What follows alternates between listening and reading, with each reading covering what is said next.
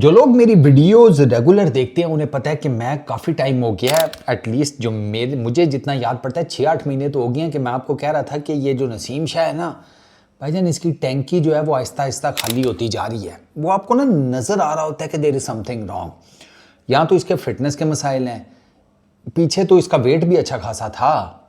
आपको याद पीछे वो ऑस्ट्रेलिया की सीरीज़ में, अगर आपको याद हो तो ये ठीक ठाक इसका ना वेट था। अभी भी शायद कपड़े शपड़े ना खुले डुले पहन लेता हो।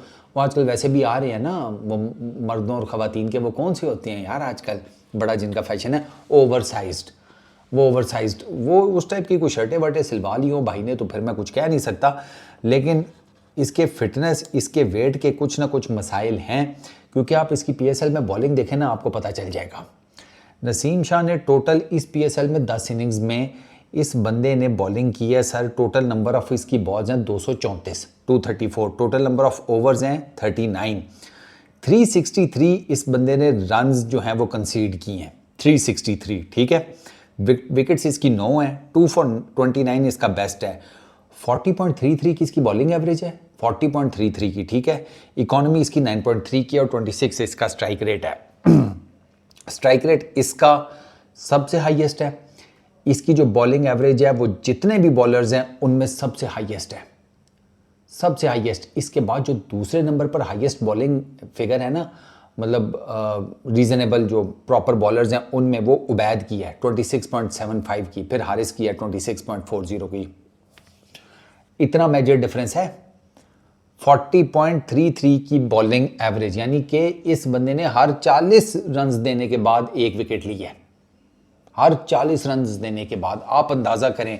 और इसकी मतलब आप नसीम की जाकर बॉलिंग देखें ना इस पीएसएल में, आपको समझ ही नहीं आएगी। पिछले 3 मैचेस, ये second qualifier against Lahore Qalandars, उससे पीछे जो 2 मैच हैं मैं बताता हूँ, एक सेकंड। कोयटा ग्लैडिएटर्स के अगेंस्ट पहला क्वालिफायर, अच्छा उसके बाद तीसरा मैच भी कोयटा ग्लैडिएटर्स के अगेंस्ट है जो इनका लास्ट मैच था। सर तीनों में इस बंदे ने 50 से ऊपर रन्स खाए हैं। कोयटा के अगेंस्ट पहले मैच में 1 विकेट लिया, 55 रन्स दिए 4 ओवर में। फिर कोयटा के अगेंस्ट पहले क्वालिफायर में कोई विकेट नहीं ली, 50 रन्स दिए पूरे। और लाहौर कलंदर्स के अगेंस्ट सेकंड क्वालिफायर में इस बंदे ने 52 रन्स दिए, कोई विकेट नहीं ली, यानी कि 157 रन्स दिए 3 मैचेस में, सिर्फ 1 विकेट लिया है। और आज तो उसकी हालत ख़राब थी। वो फुटेज तो आपने देखी होंगी जिसमें यूँ करके पड़ा हुआ है, फट के 4 हो गई थी मेरी। क्योंकि मैं साइड पे हुआ, वापस आया तो टीवी पे ये मनाजर थे। मैं कहा ओ ये क्या हो गया, मैं तो कुछ और, अल्लाह माफ़ी दे, मैं तो पता नहीं किधर जाने लगा था। वो तो शुक्र है पापा जी बैठे हुए थे। उनका नहीं वो थोड़ा इसका चल रहा है, कुछ ईजी हो जा, वो लंबी कहानी नहीं है। मैं शुक्र किया, मैं यार ये इसको ना खिलाओ भाई। और देखो यार इसकी कोई परफॉर्मेंस नहीं है, एंड येट इसको ना इन लोगों ने डाल दिया उसमें न्यूजीलैंड वाली सीरीज़ में। अब बताओ मुझे, बंदे को तपना चढ़े तो वो, सॉरी बांग्लादेश वाली सीरीज़ में इसको डाला हुआ है।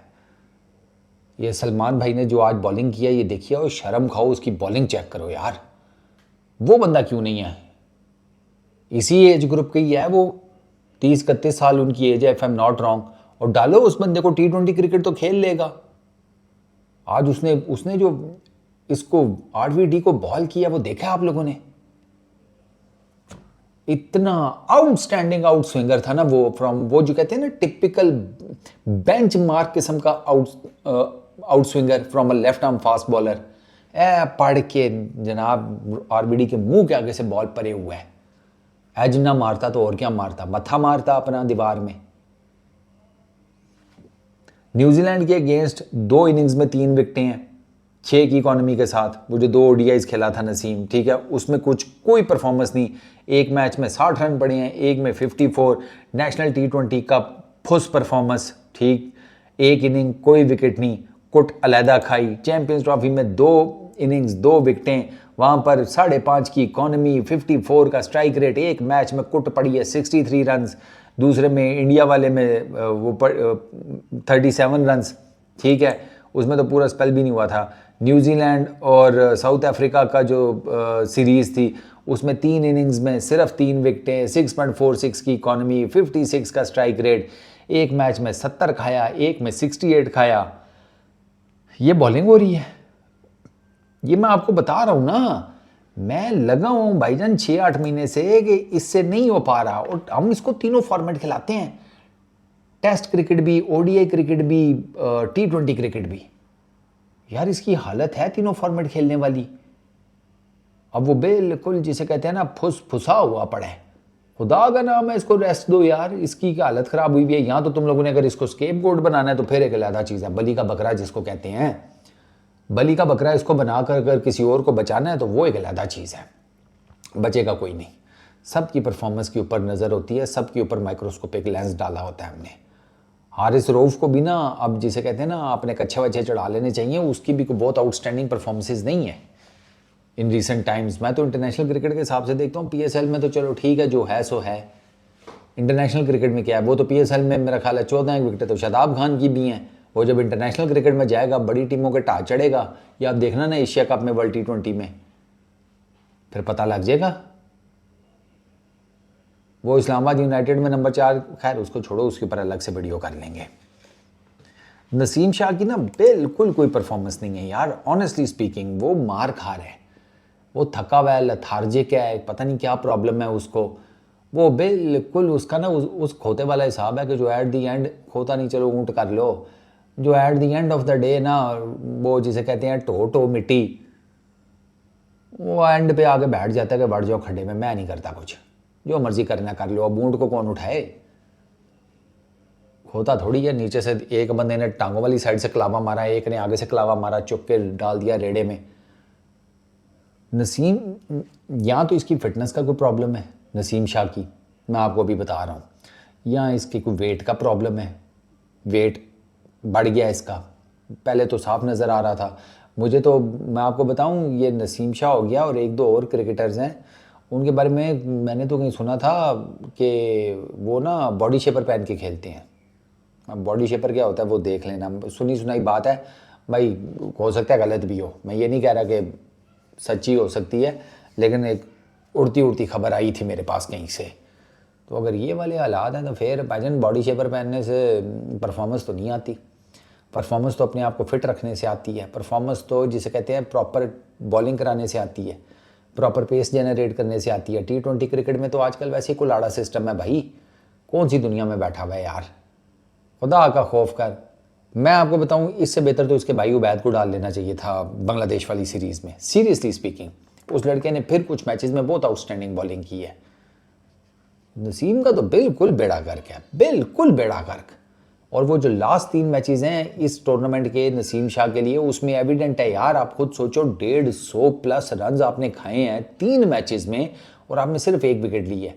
इसका मतलब है आपकी विकेट टेकिंग एबिलिटी तो फारग हो गई है, वो आप ज़बरदस्ती नहीं आउट कर सकते। आपको मार धाड़ में आपको कोई विकेट मिल जाए तो मिल जाए, वो तो आमिर को भी मिल जाती है, जो कि आमिर का विकेट लेने का प्लान ही नहीं होता। आमिर की बॉलिंग बता रही होती है कि वो विकेट लेने के मूड में ही नहीं होता, वो सिर्फ इस चक्कर में होता है 24 गेंदें बचानी है। मैं अपनी इकॉनमी सेट करके निकल गया, मैंने अपना काम पूरा कर दिया, उसमें आमिर को विकेट मिल जाती हैं। लेकिन आमिर किधर यार, और ये नसीम शाह किधर। वो आमिर तो बहुत खोचल है यार, ही इज़ टू गुड यार, T20 क्रिकेट में इज़ टू गुड। उस आमिर ने ना T20 में बॉलिंग का जो ताला है ना, वो उसने खोला हुआ है, उसे पता है भाई ये ताला कैसे लगना है, ये मतलब कैसे खुलना है, वो ही इज़ टू गुड। तो आप नसीम शाह की अगर आप भागते हुए इसको देखें ना, ये आपको थका थका सा भागता हुआ नज़र आता है। आप इसकी बॉलिंग को देखें, इसकी कमर फुल बैंड नहीं नज़र आती मुझे बॉलिंग करते हुए, ठीक है। लाइन और लेंथ के इसको इशू है, एक लेंथ के ऊपर ये 2-3 गेंदें इकट्ठी नहीं करा सकता, एक लाइन के ऊपर ये 2-3 गेंदें इकट्ठी नहीं करा सकता। तो फिर हम इसका कर क्या रहे हैं, मुफ्त में आपने जिसे कहते हैं वो बोझ ही उठाया हुआ है। इसकी जगह किसी और को चांस दे दो यार। आकिफ को आपने बाहर कर दिया, सलमान भाई को आप नहीं लेकर आते, वो अफरीदी को आपने बाहर कर दिया। 3 बॉलर इस बंदे की रिप्लेसमेंट में तो मैंने एम ही आपको बोल दिए हैं। आपको आकिफ से प्रॉब्लम है कि उसकी परफॉर्मेंस नहीं है, तो बाकी दो उनकी तो है ना, उनको डाल लेते, उनको क्यों नहीं डाला। फुद्दू सिस्टम कसम से, क्या बंदा इनको कहे।